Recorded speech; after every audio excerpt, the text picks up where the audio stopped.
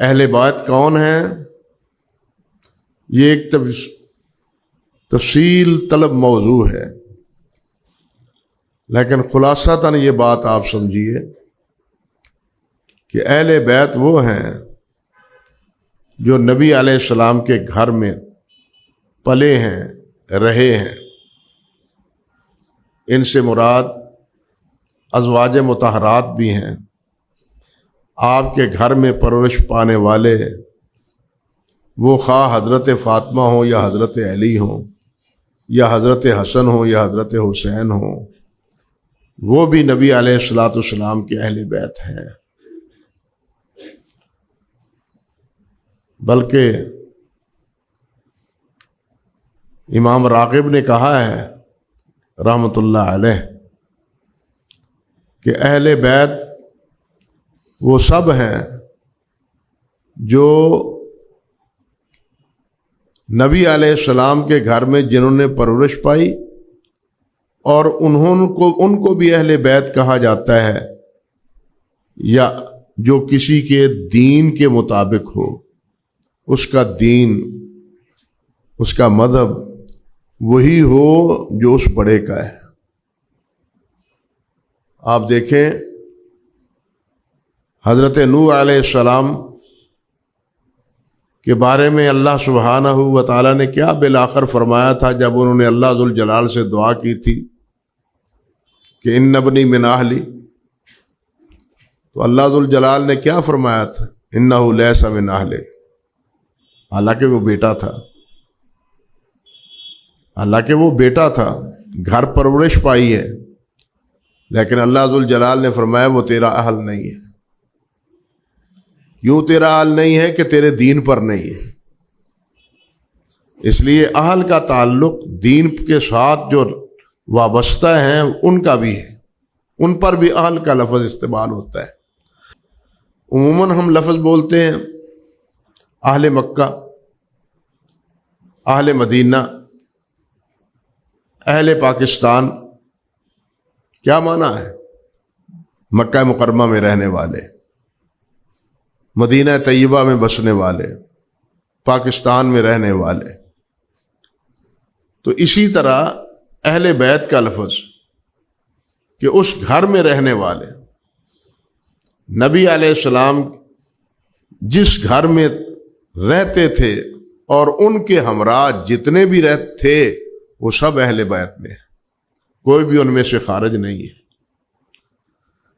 ازواج مطہرات بھی اس کا مصداق ہیں، اور آپ کے گھر میں پرورش پانے والے، اگرچہ وہ حضرت علی رضی اللہ تعالی عنہ کی اولاد ہیں، وہ بھی نبی علیہ الصلوۃ والسلام کے اہل میں شامل ہیں۔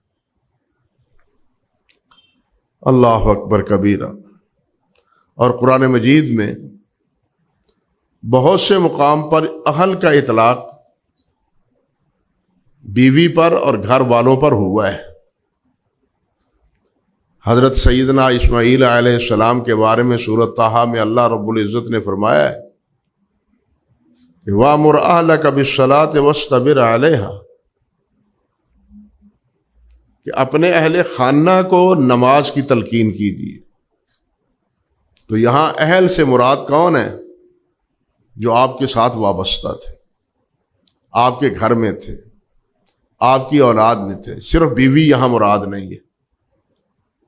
میں عرض کر رہا ہوں کہ صرف بیوی مراد نہیں ہے، بیوی بھی ہے، اور دوسرے بھی جو اس گھر میں پرورش پانے والے ہیں یا ان کے ہم نوا ہیں، ان تمام پر اہل کا اطلاق ہوتا ہے۔ اور بیوی کے بارے میں تو بہت سے مقامات ہیں قرآن مجید میں جن میں اہل کا لفظ استعمال ہوا ہے۔ سورۃ الاحزاب میں بھی حضرت ابراہیم علیہ السلام کو جس وقت اللہ رب العزت نے فرشتوں کے ذریعے 100 سال کی تقریباً عمر میں بیٹے کی بشارت دی ہے حضرت سارہ رضی اللہ علیہ السلام کو اور حضرت ابراہیم علیہ السلام کو، تو حضرت سارہ نے تعجب کا اظہار کیا، اس بڑھاپے میں یہ کیسے ہو سکتا ہے؟ تو سورۃ ہود میں فرشتوں نے کیا کہا تھا؟ اتعجبین من امر اللہ رحمت اللہ وبرکاتہ علیکم اہل البیت، تمہیں اس بات پر تعجب ہے؟ اللہ جو چاہے حکم کرے، جو چاہے فیصلہ فرما دے، نہ دے تو نوجوانوں کو نہ دے، دے تو بوڑھوں کو دے دے۔ یہ تو اللہ کا فیصلہ ہے، اللہ کا حکم ہے۔ آپ دیکھیے حضرت زکریا علیہ السلام وہ دعائیں کرتے ہیں اللہ سبحانہ و تعالیٰ سے کہ یا اللہ بوڑھا ہو گیا ہوں، بال سفید ہو گئے ہیں، ہڈیوں کی مخ جو ہے وہ ختم ہو چکی ہے، لیکن میں تیری رحمت سے نا امید نہیں ہوں۔ دعائیں کرتے ہیں، پھر اللہ سبحانہ و تعالیٰ نے جبرائیل علیہ السلام کو بھیج کے بتلا دیا کہ اللہ تمہیں اولاد دے گا۔ پھر تعجب کرنے لگے۔ پہلے دعائیں کرتے ہیں بڑھاپے میں، اللہ سے مایوس نہیں ہیں۔ نبی انبیاء کی تعلیم یہ ہے کہ وہ اللہ سے کبھی بھی مایوس نہیں ہوتے کسی حالت میں۔ بڑھاپے میں اللہ سے دعائیں کرتے ہیں، لیکن جب بشارت ملتی ہے تو پھر تعجب کرتے ہیں کہ کیسے۔ اور ساتھ ہی اللہ ذوالجلال والاکرام سے عرض کرتے ہیں کہ پھر اس بڑھاپے میں میری علامت کیا ہوگی کہ واقعتاً مجھے اولاد ہوگی؟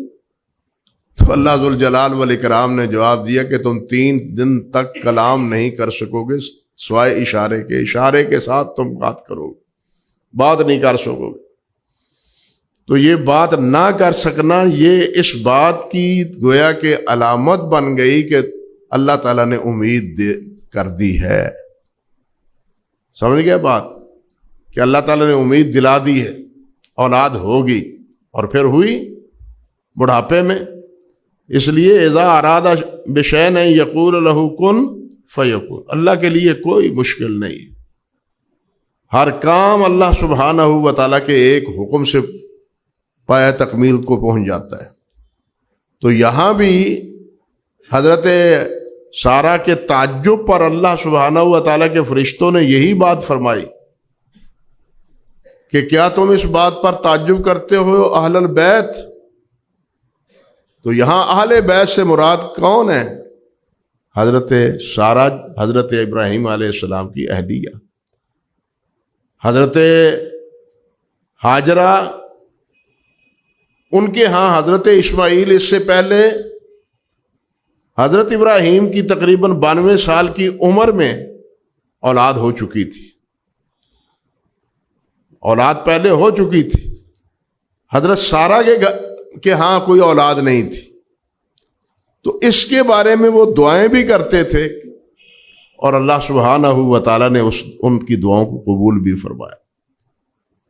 میرے کہنے کا مقصد یہ تھا کہ نبی علیہ السلام اللہ سبحانہ و تعالیٰ نے اہل کا لفظ ازواج کے لیے بھی بولا ہے۔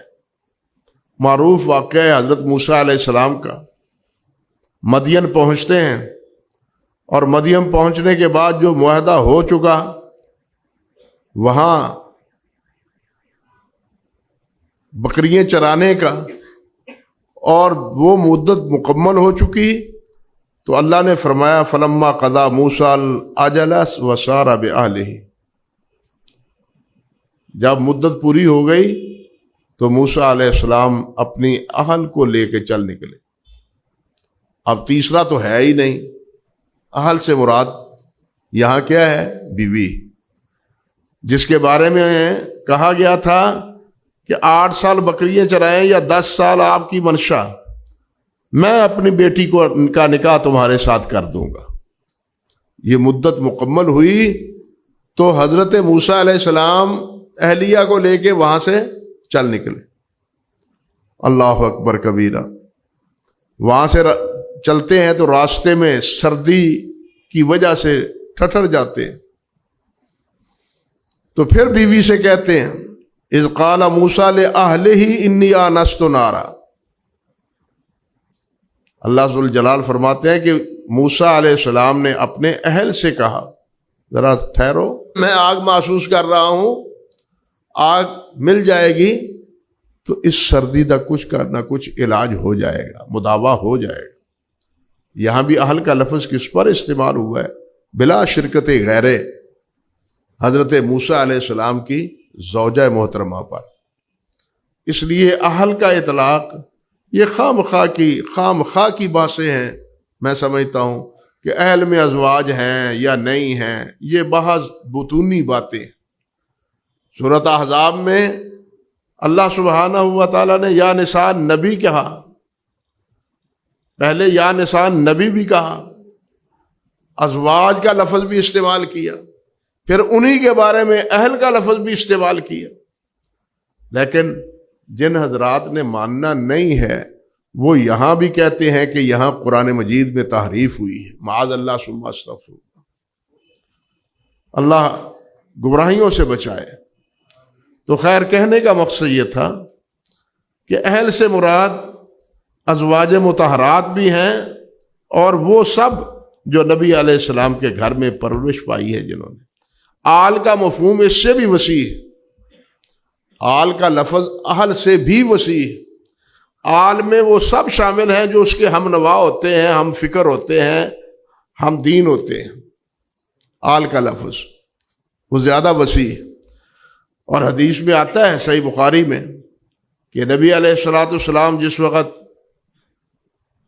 ازواج مطہرات کے گھروں میں تشریف لاتے تو دروازے میں داخل ہوتے ہی کہتے السلام علیکم اہل البیت ورحمۃ اللہ، اے اہل بیت تمہیں سلام ہو اور اللہ کی رحمت ہو تم پر۔ یہ صحیح بخاری کی روایت۔ اور یہی اسی طرح جن ازواج مطہرات کے گھر میں تشریف لے جاتے نبی علیہ السلام ان پر اسی طرح سلام اور رحمت کی دعا کرتے ہوئے اس گھر میں داخل ہوتے۔ یہ روایت بالکل اس بات کی مؤید ہے کہ اہل سے مراد ازواج مطہرات ہیں، لیکن کچھ بد نصیب ہیں جو کہتے ہیں کہ نہیں، ان کو خارج ہی کیا جائے، اہل بیت کو، ازواج مطہرات کو خارج ہی کیا جائے۔ لیکن ہم تو کسی کو خارج نہیں کرتے۔